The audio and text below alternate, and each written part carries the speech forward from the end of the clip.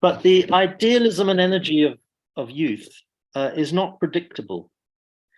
And it doesn't only take the direction of liberalism and democracy.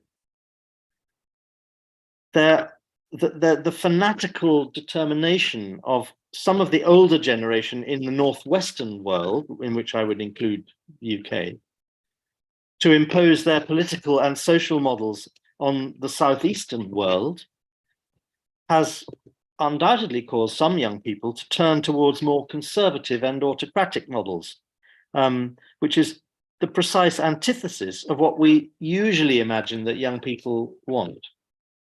So it doesn't always go the way that we expect. And those kind of young people also want to change the world, but it's just not in the same way that we tend to think.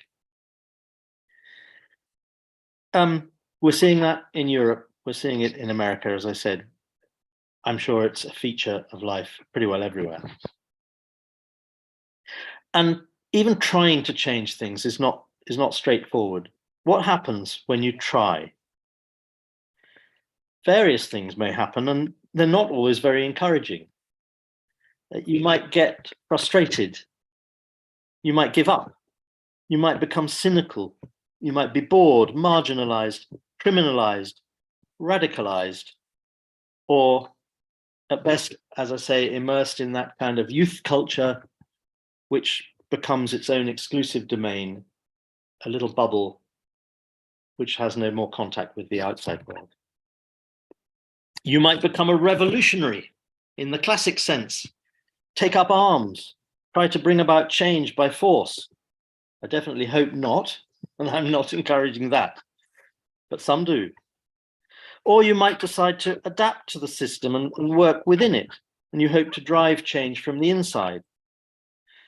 To do that, you have to compromise.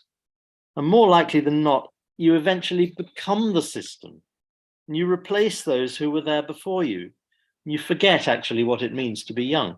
I've seen loads of examples of that in many different places. So when you do see young people walking the corridors of power in Washington, London, Brussels, Moscow, Beijing, anywhere, don't be fooled. They might look like you, but they might be quite unlike you and much more like the older people who are working there in the way that they think. They just haven't walked quite as far. So consider what you're up against. Problem, I think, lies in the relationship between youth and authority, and specifically the attitude of the people in authority.